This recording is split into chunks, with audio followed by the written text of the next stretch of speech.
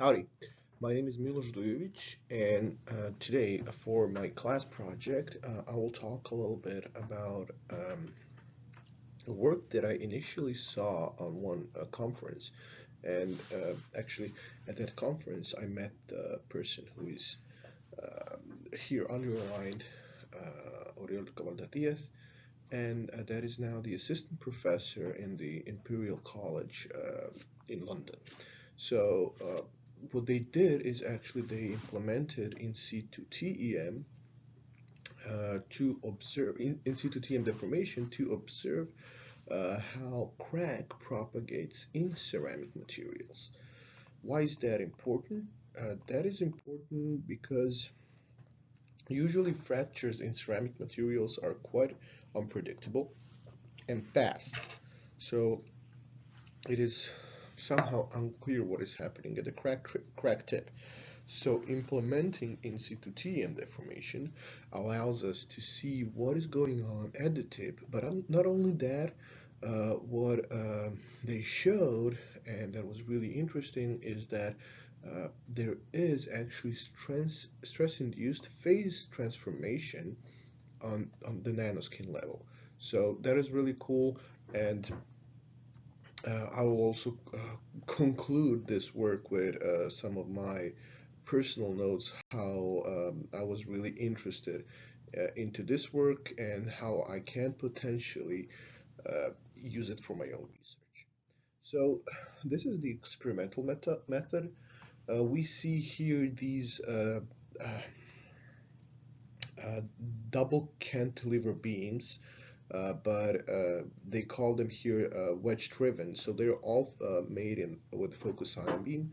So, but they were made in such way that this middle area is TM transparent. So the deformation will initiate from this direction. As we can see here, actually, we have the indenture that will be inducing deformation in this direction.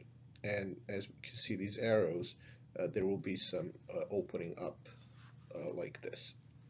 So they focused on three different ceramic materials. All of them were single crystals, silicon carbide, and two different yttrium stabilized zirconia. This is initially what they tested the silicon carbide. And here what is interesting is that they really showed on this level that for this experiment and for this geometry, they have mode 1 loading. And how did they explain that with these contours that they've seen in TEM? So they have this dumbbell shape, and that dumbbell shape is actually confirmed in the simulations. And usually that dumbbell shape is the indicator for mode 1 loading. Also, they compared uh, their result with the microscale and macroscale experimental results for silicon carbide, and uh, these outliners here are pretty. I would not say that it's an ideal fit, but it's in a pretty good. It's a pretty good fit. More interesting results were made with yttrium stabilized zirconia. Here I have a quick video to show.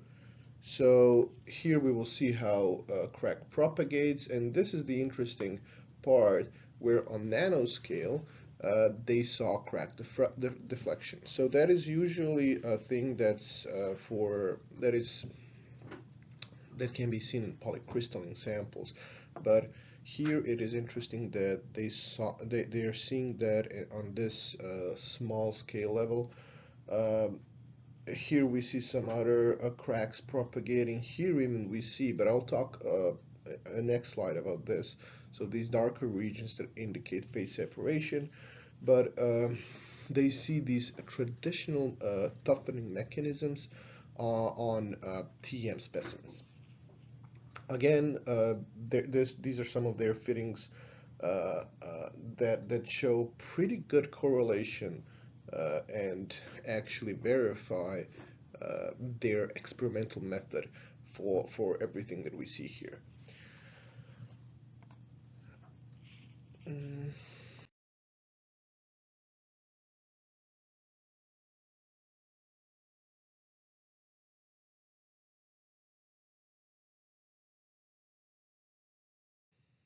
So this was also really interesting result.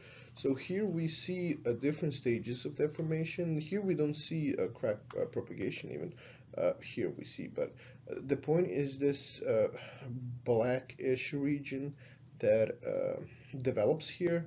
So what they assumed initially is that that is the where phase transformation occurs.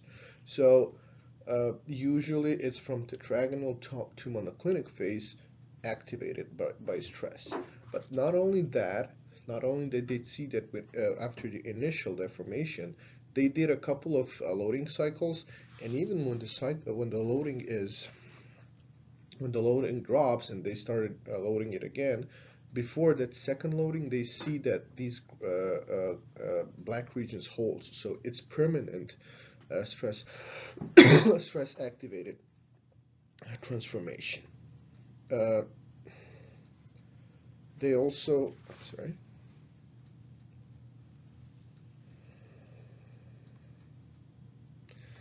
they also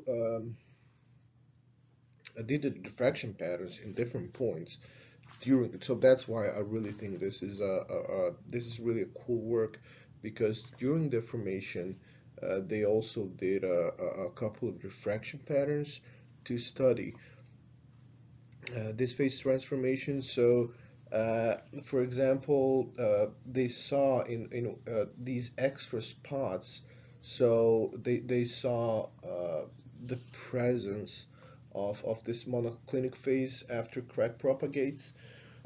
Also, they did. So here we see these darker regions, but here we don't see anything. So definitely away from the crack opening, there is still initial lattice structure, so no evidence of phase transformation, but close to that, uh, they see diffraction spots that can be correlated to monoclinic phase. So that is really cool how everything now they developed the story slowly, and at the end they coupled everything: in situ deformation, crack propagation, crack opening, crack deflection, and at the end they proved the phase transformation with the diffraction patterns, everything in SEM. So I think that's why it's really cool. Um, Also, they did some calculations here where the estimation is that this phase transformation happens in this region between 2 and 4 gigapascals. So that's actually what they did, where they analyzed the distance from the crack tip and von Mises stress. So as I said, like a pretty interesting result. It's really interesting how a combination of this imaging and how in TEM, how combination of imaging and diffraction techniques can really fundamentally explain these unpredictable events that and unpredictable and fast events that happen in ceramic materials with controlled deformation. And actually, what is really pivotal in this work is the design and the geometry of their cantilever beams. So I think that is also the aspect of this work that is really cool. Uh, why am I really interested in this, and I will close my project with this, is that we did a lot of these cantilever beam indentations in my research, and we were indenting them, and we couldn't see anything happening in the notch. Our initial model is confirming that for our selected geometry, we have mode 1 loading. So FEM models said that we have this dumbbell structure, that it's mode 1 loading. So, but after indentation for one orientation of this notched cantilever beam, we couldn't see anything happening at the notch. So I think if anyhow this can be translated to TEM, and if this experiment can be done in TEM, in situ cantilever beam deformation, I think that would be really cool, and some really cool results can be shown. Thank you.